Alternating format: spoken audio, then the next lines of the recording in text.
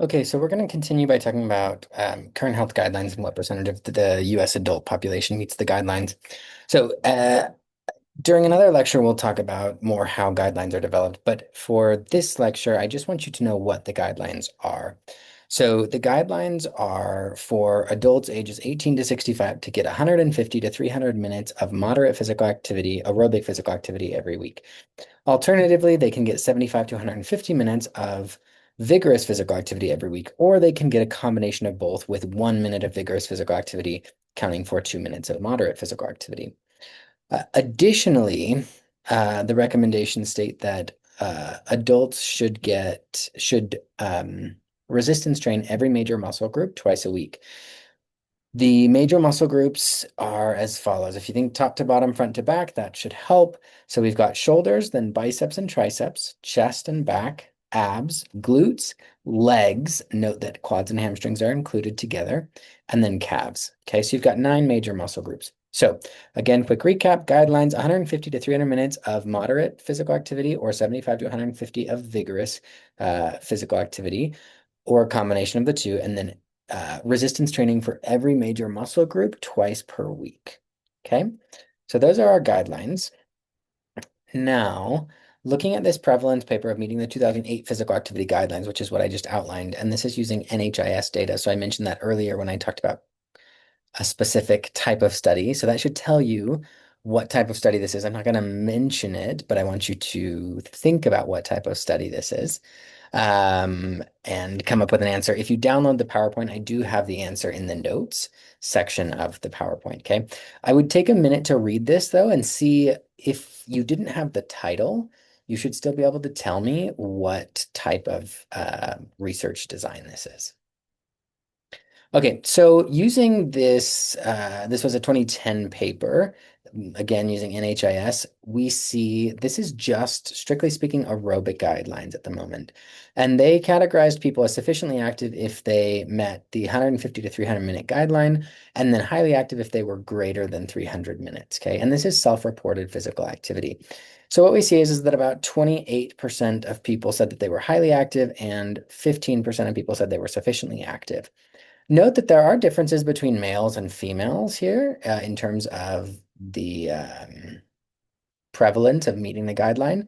So 33% of males and then 14.3% and then 24.2% rather of females were highly active. Okay, so again, about a 10% difference here.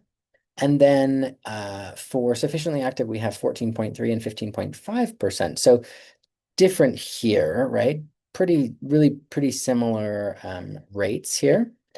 And then if we look at it by age group, right, it's very clear that as age progresses, we have the decreased prevalence of meeting physical activity guidelines, and that's for both men and women. And you can see that in terms of sufficiently active, that doesn't change as drastically, but especially in the highly active groups, we see a lot of change there. Okay, if we add these two numbers up, we get that that 43% of the population is meeting the aerobic physical activity guidelines. If you compare that to NHANES data, NHANES estimates that about 62% of individuals are. And again, both are self-report data. So just keep in mind that there is absolutely some variability in terms of these estimates. Okay, then this is now muscle strengthening guidelines. So again, note total number, right, of people meeting the muscle strengthening guidelines is about 20%, 25% male, 18% female. And then again, we see pretty clearly that as age progresses, decreased prevalence of meeting the guideline. And then this is the individuals who met both muscle strengthening and aerobic guidelines. Okay, so about 20% of the male population, 15% of the female population, and again, seeing that reduction with age, with only about 9% meeting both after the age of 65. Okay, now we're going to run through some specific prospective cohort studies just to give you an example of what these studies look like. Okay, so first we have the Harvard Alumni Health Study. And this was started by Ralph Paffenberger in 1962. I'm not going to read the prospective cohort definition. You can read that on your own. We've already gone over it. This was about 17,000 Harvard undergraduates who matriculated in 1916, so who entered the university between 1916 and 1950, and they were alive in 1966. So again, they are following these individuals across time. So prospective cohort longitudinal study here. The main exposure of interest was leisure time physical activity. So again, just to review, leisure time physical activity doesn't mean you're doing something for fun. It means in your free time, what are you doing? So exercise is always an example of leisure time physical activity, right? There are other leisure time physical activities though, like things like gardening, exergaming, hiking, right? It's not necessarily exercise, but it's absolutely physical activity that it's leisure time physical activity though. Okay. The main outcomes of interest were chronic diseases in general, but especially coronary heart disease. And then they collected data in 62, 66, 77, 88, and 93. Okay. A couple of things to consider with this particular study is the bias. So why did they study this particular population?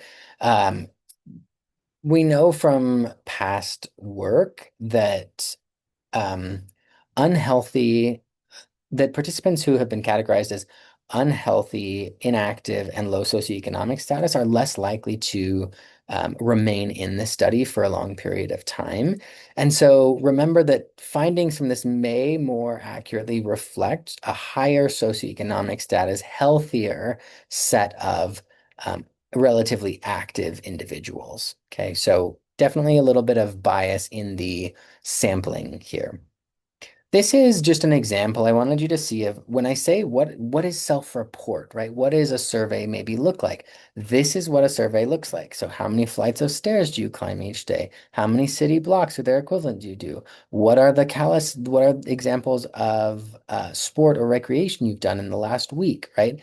And asking for hours and minutes on that type of thing. Okay, so that's how, and then we as researchers, we combine that data to give them like often a total physical activity, or sometimes we'll say, okay, they're spending roughly this amount of time, X amount of time in light activity, X amount of time in moderate, and X amount of time in vigorous physical activity. Okay, so I just wanted you to see what that might look like in a real survey.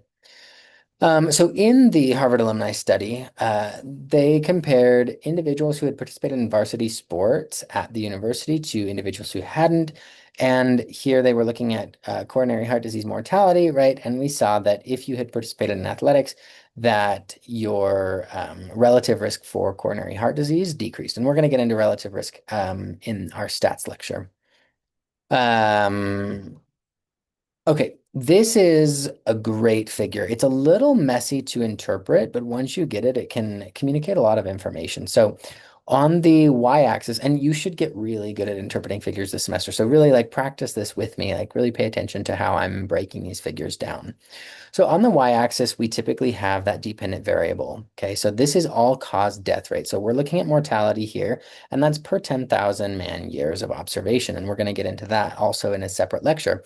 So imagine we're just looking at death rates here, and here we're looking at physical activity as measured by kcals per week. So that's one way that we'll often measure total amount of physical activity completed in a week is by kcals expended. Okay. Note that they've also broken this down by age for us. So we have a couple of different age categories. And then on the left-hand side, we have what's called a relative risk of 1. So your reference group is always going to be the baseline level of risk. So note that across the ages, even though relative risk here is 1, that tells me that this is my reference group compared to these other two groups. So I'm not comparing older individuals to younger individuals here. I'm actually comparing older individuals to more physically active older individuals. But one additional thing we can get out of this is that, right, as age increases, the baseline risk for mortality goes up, right? So if I'm in the age group of 70 to 84, my baseline level of risk is much higher than if I'm in the group of 35 to 49-year-olds. Okay. But that one tells me that I'm comparing to these two groups, not to this other line even though the other lines really clearly show a difference between age groups. Okay. So in adults getting less than 500 kcals of physical activity per week, right, we see higher risk. And then at every level, essentially, with the exception of maybe in younger adults, getting 500 to 2000 kcals of physical activity per week is associated with a decreased risk of mortality. And then further getting more than 2000 per week has a further decrease. And note that even in younger populations, we see decreased risk. Okay.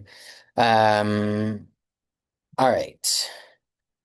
So then now this is looking specifically at physical activity and longevity. Sorry, really quickly, I forgot to mention, but note that this was the Paffenberger paper published in 1966, okay? So the study started in 62, right? Um, he published in 66 some of the first findings. This isn't until 86. So data from these studies are still being analyzed because there's so much data. So this was just 1962 to 78. Okay, and this was also published in a separate paper in 1986. And here they were looking at physical activity and longevity. So they were looking at how being active versus inactive added years to your life. And note that they did adjust for other factors. So all that means is that statistically speaking, we we know that, right, high blood pressure is a risk for mortality. So statistically, we can control for that and say, okay, I know that that is a risk already. It's an independent risk factor. I can take out essentially that piece of risk and say, okay, now what's left over? So what they've done is they've taken out the risk associated with blood pressure, smoking, BMI, BMI change since college, and age of parental death. Those all likely affect mortality. So we've taken those out. Now what's left? Okay. So what's left is that if you are active at 35, you can add 2.5 years to your life, right? But if you become active at 75, you're only going to add zero point 0.4 years of your life. Okay. So, and this was just the guideline. So whether you met or did not meet physical activity, aerobic physical activity guidelines. Okay, another prospective cohort that's pretty famous is the Women's Health Initiative study. And this really was also, so it's also done at Harvard. And it was the result of, in 1986, the NIH, which is one of the major organizations that funds health-based research, came out and said that we should be studying women in all of these physical activity trials as well. So this trial enrolled 93,000 postmenopausal women, ages 50 to 79 years old, at 40 different clinics from 1993 to 2010. And they also, similar to the Harvard alumni study, they were looking at disease states and in terms of outcomes, and then exposures were just different lifestyle variables.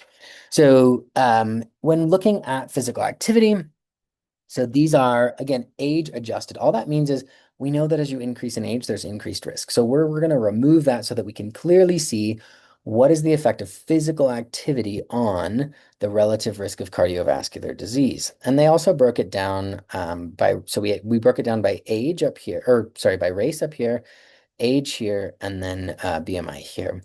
So comparing white women and black women, we can see a pretty clear dose response relationship here, right? That stepwise sort of function happening. Similar for black women, although we do see a little blip right here in the quartile 4. So that's total amount of physical activity, a little bit of change there.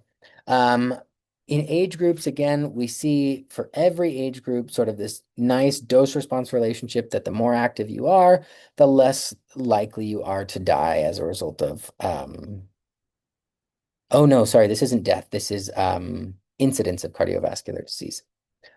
Less likely you are to be diagnosed with cardiovascular disease. Again, note that the risk of the lowest fit group is much higher with age. So if I just compared the yellow bars, right, we see that with age, right, risk sort of automatically seems to go up. And then for BMI, again, we see sort of dose response relationships, not as strong in individuals classified as normal weight, but still reduced risk. Then again, here in individuals considered overweight, pretty linear dose response. And then in obese individuals, again, sort of a dose response, although we get a little bit messier actually when we hit obese individuals. Spoiler alert, that might be because exercise is a poor way to lose weight, but we'll get to that.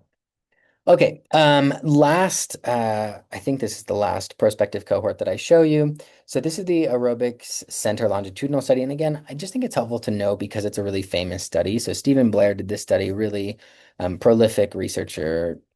Most people in physical activity epidemiology will know who, like everyone will know who that is, because this is such a large study. So over 80,000 participants from 1970 to 2006, different years of data collection, looking mostly at mortality. And they did have over 4,000 participants who had died by the year 2003. So again, when we talked about prospective cohorts, especially, remember I said that when outcomes take a long time to develop, like death, it takes a long time and a lot of money to follow these individuals for that long. So to see 4,000 deaths just tells us, okay, I can probably at that number, I can realistically compare those who have died to those who have not. Whereas if I'd only had maybe 100 people die compared to the 80,000 in the study, I don't know that that would really allow me to say much about the difference between people who had died and who had not.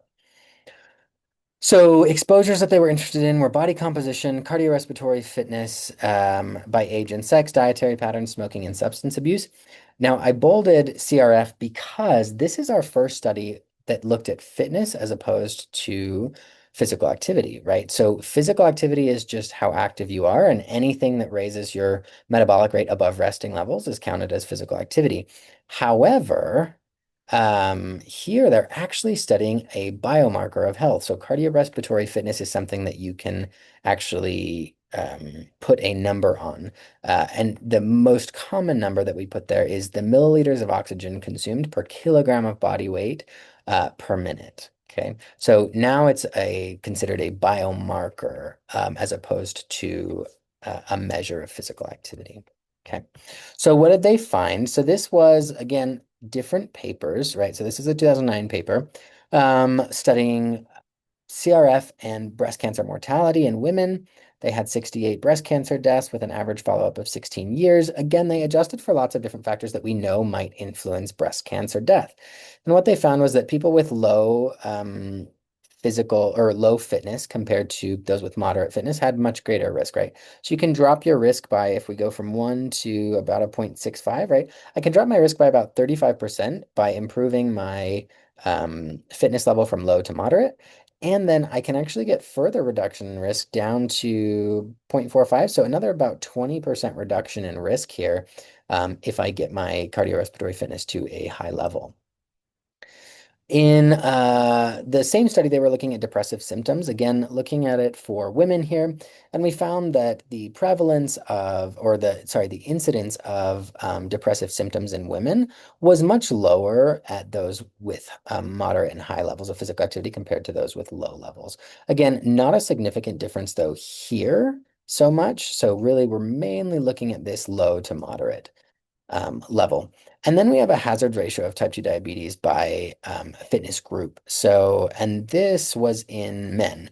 So different paper, 2009 still, but different paper. Again, for type 2 diabetes, controlling here for age, exam year, smoking, drinking, blood pressure, cholesterol, and BMI, all things that we know are associated with type 2 diabetes risk. So we feel confident that what we see here is indeed the result of fitness level.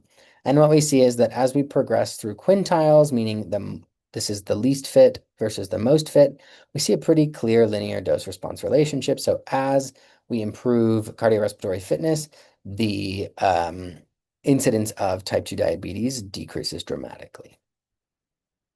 Okay, gonna take a brief break before we jump into randomized controlled trials. All right, so now we're going to talk about randomized controlled trials and specifically one called Project Active to give you an in-depth overview of sort of what a randomized controlled trial looks like. So first, this is a basic overview. So we've got recruitment happening at the top. So participants are recruited, and I'm going to go through their consort diagram, which I'll show you in a minute. But recruiting is really, really difficult, just as a heads up. So Young Bai, this is some of Young's content. She's in our department and studies physical activity measurement in epidemiology.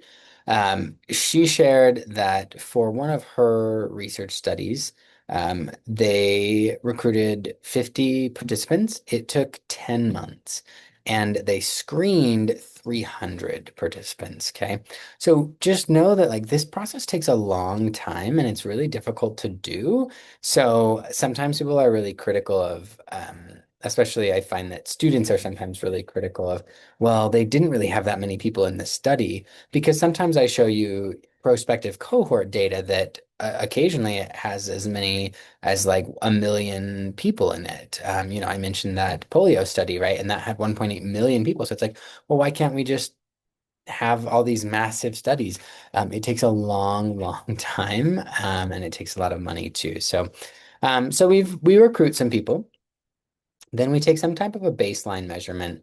We then randomize them to a controller and intervention. So if we think back to the diabetes prevention program, remember it was metformin compared to lifestyle compared to a placebo. Okay. So actually in that case, they had randomization to a control, an intervention, or a second intervention. Then we let the interventions run their time course, and then we do a post-study measure. So then we take the post-study measurement and we subtract the baseline measure. So we're just interested in how effective was the intervention at changing whatever variable we wanted to change. And so we have the change is C minus A, and then we're going to compare the change in the intervention group to the change in the control group. So C minus A, is that equal to, less than, or greater than D minus B? Okay, so I'm saying, is this change in the intervention greater than, equal to, or less than this change in the control? So Project Active is a randomized controlled trial done by Stephen Blair. And they were essentially interested in studying the sustainability of exercise, because they felt like traditional methods of prescribing exercise haven't proven very effective. So they showed data that suggests that physical activity in the United States hadn't shifted markedly for, I think they showed data for like 2 decades or something like that. So they recruit people to a 6-month intervention, and then they follow these people for 18 months. Um, so again, longitudinal, right? They did it in 3 different cohorts, so it took 4 years. So what that means is they enrolled people, but they didn't have maybe the manpower to enroll everyone at once. So especially if you're trying to measure things like cardiorespiratory fitness, you can't enroll 150. In this case, I think they had 190 people, right? All at once, because you just don't have enough people to run VO2 max testing, right? You don't have enough people to run body composition testing. So they split them up into 3 different cohorts. So they studied one group of people, and then they study a second group, and then a third group, and then they're following them. So they had 6 months to do an intervention, then 6 months for the next group, then 6 months for the next group, and then they ran that third group for a 2-year period essentially. So it took a year to get to the third group started, and then it took those 2 years to get them through the intervention and the follow-up period. Okay, so it's a 4-year study. Which is one reason why PhDs often last so long, is because they're often following these study timeframes. Um, so to be eligible for the study, you had to be 35 to 60 years old, healthy. We're going to talk about what that means. Sedentary. We'll talk about what that means. And then living in the Dallas-Fort Worth area. So it's not enough, right? You need to define who is your sample, right? Who am I studying, and how can I generalize this to the population? So we talked about how health is often defined as sort of this all-encompassing idea, but they have to operationally define it for their study. So some of the things that they used as exclusion criteria, and this will be helpful for your midterm, so pay attention, but some of their exclusion criteria were self-reported history of myocardial infarction, stroke, diabetes, osteoporosis, or osteoarthritis. Okay, if you had any of those, you can't be in the study. If you weigh more than 140% of your ideal body weight, can't be in the study. If you planned to move during the study period, can't be in the study. If you have 3 or more drinks of alcohol daily, can't be in the study. If you are exercising, so all of that is related to one, living, and then also how healthy you are. Um, then this is your sedentary criteria. Exercising at least 3 days a week for 20 minutes. If you're exercising 3 days a week for at least 20 minutes, they disqualified you because you are not considered sedentary. Okay. If you had a blood pressure of 160 or more, using medications such as beta blockers to address high blood pressure that also impairs exercise performance, or if you were a woman planning to become pregnant in the next 2 years. Okay, those are their exclusion criteria. So again, that's where, right, we lose a lot of people because they're literally just not eligible for the study. Okay. So then they've got their people. Their intervention is we want to increase energy expenditure 3 kcals per kilogram per day in individuals.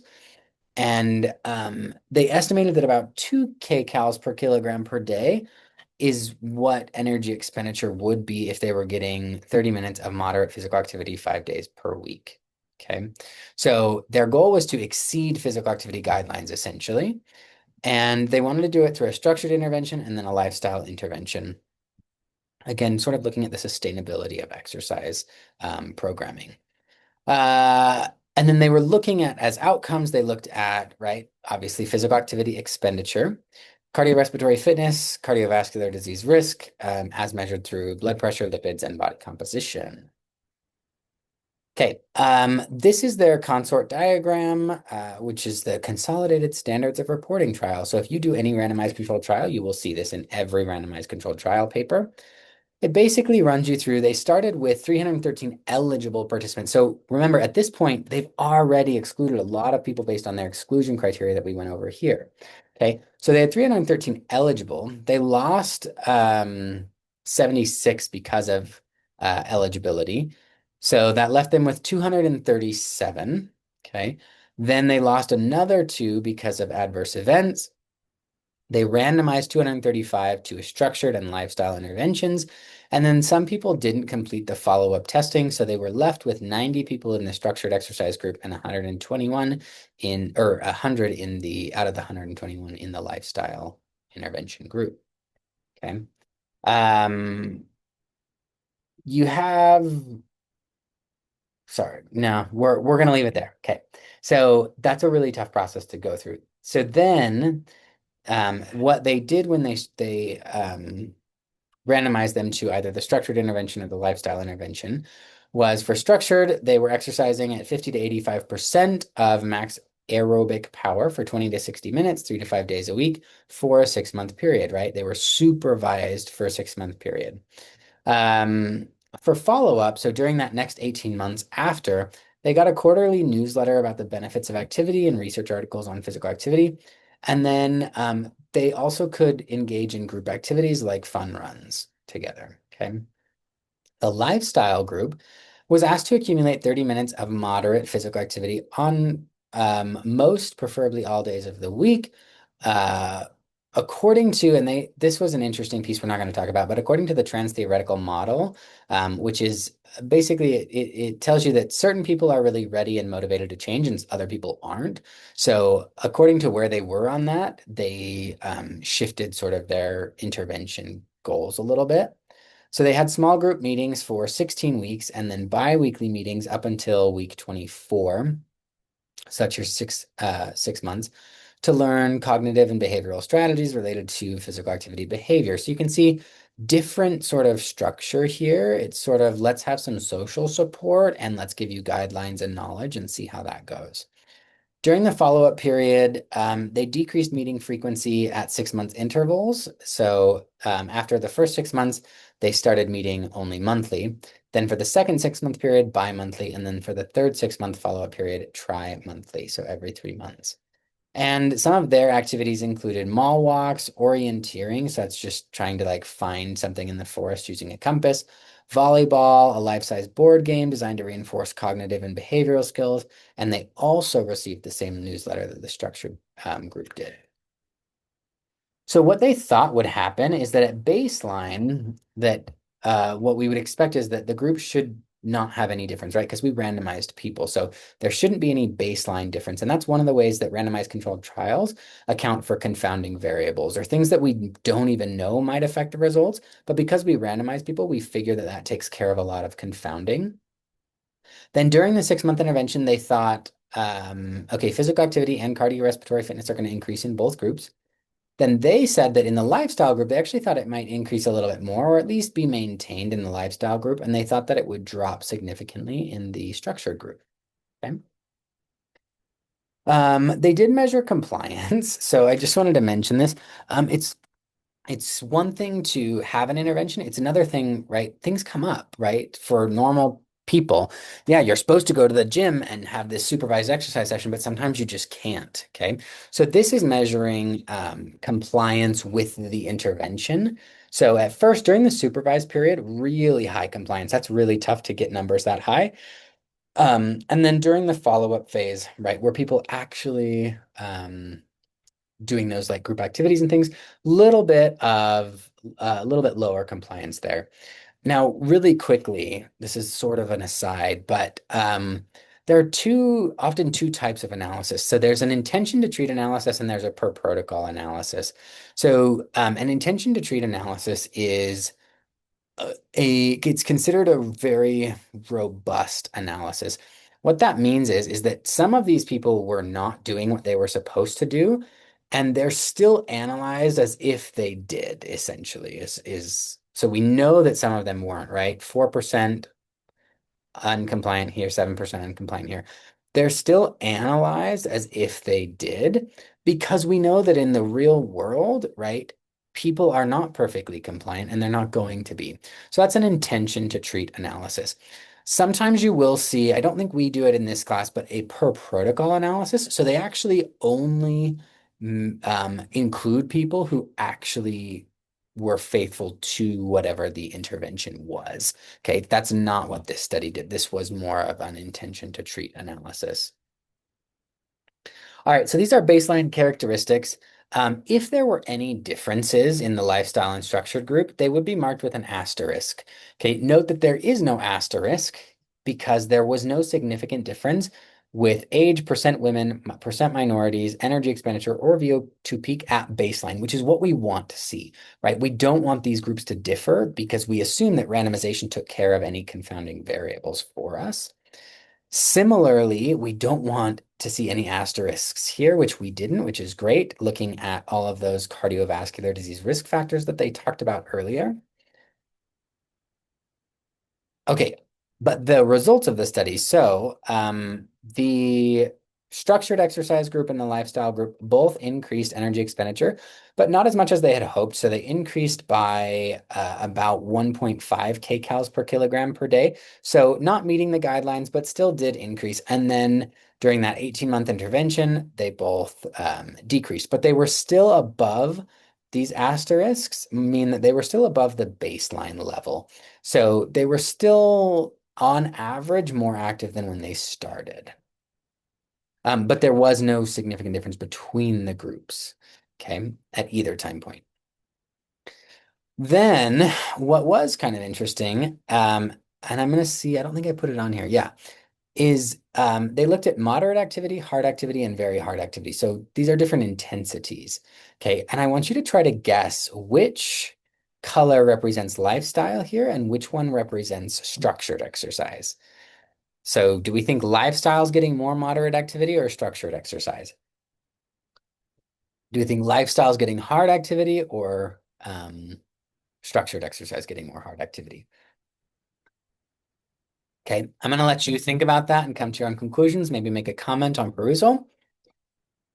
Now, this was one of the more interesting findings for me, I thought. So this is mean peak oxygen consumption. So this is a measure of cardiorespiratory fitness here. And what they found was that at 6 months, so after just the 6-month intervention, this is, I think, the only area where there was a significant difference between the cardiorespiratory fitness of the structured and the lifestyle group. So the cardiorespiratory fitness of the structured group did increase more than the cardiorespiratory fitness of the lifestyle group. However, after the 18 months, now both were above baseline, right? Both had still achieved some improvements in cardiorespiratory fitness, but there was now no difference between the groups. Okay, so sort of interesting to think about, okay, well, it was effective while they were being supervised, but then afterwards, sort of what happens and what if this study had gone on, would these trajectories still have followed the same patterns, right? So some sort of interesting questions and conclusions can be drawn from that figure, I think. So these were now 24 months. So at the 24-month mark, changes in energy expenditure and cardiorespiratory fitness. And this is lifestyle and then structured intervention. What I think is really helpful about these figures, so each one of these bars represents one person in the study. Okay. And what I like about this is that it shows that for some people in the lifestyle group, their daily energy expenditure, physical activity energy expenditure, actually decreased at 24 months. Okay. And then the majority, right, did increase. Okay. But there's a lot of heterogeneity or a lot of differences between the individual. So sometimes we really just look at like averages. So on average, right, energy expenditure increased in the lifestyle group, right? And on average, it increased in the structured exercise group, right? But we see lots of variability when we go to the individual level. Um, okay. Um, I think, oh,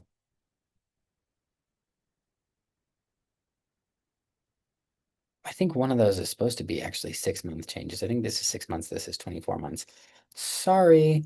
Um, but I'm not sure, so I'm gonna move on from that slide because I don't want to confuse you or myself. So now we're looking at 24-month changes in weight and percent body fat. Like I said, spoiler alert, exercise is not really good for weight loss. So neither group had a statistically significant, so no asterisks here, no statistically significant change in weight. The structured group may be put on a little bit. But both had a statistically significant decrease in body fat percentage. Okay. So this would seem to suggest that they're maybe adding a bit of muscle and losing a bit of fat, despite the fact that weight didn't change across the 24 months. Then we had 24-month change in blood pressure, and we see that both changed significantly. I will say one thing that's helpful to keep in mind, and I make you pay attention to this throughout the semesters, pay attention to magnitudes, right? So here they lost about 1.5%, maybe 2% of their body fat, okay? Or about 2 kilograms in body mass on average. Or sorry, no loss in body mass, right? Maybe slight gain as much as like a half a kilogram in that group. So, but for body fat percentage, they lost about 2%. Okay, for blood pressure, systolic came down by about 3 millimeters of mercury and diastolic by about 5 millimeters of mercury. So if I compare that to, let's say, a medication, with medication, I would typically expect to see maybe a little bit higher, maybe anywhere between 5 and like 15 millimeters of mercury reduction. So still effective, but not quite as effective.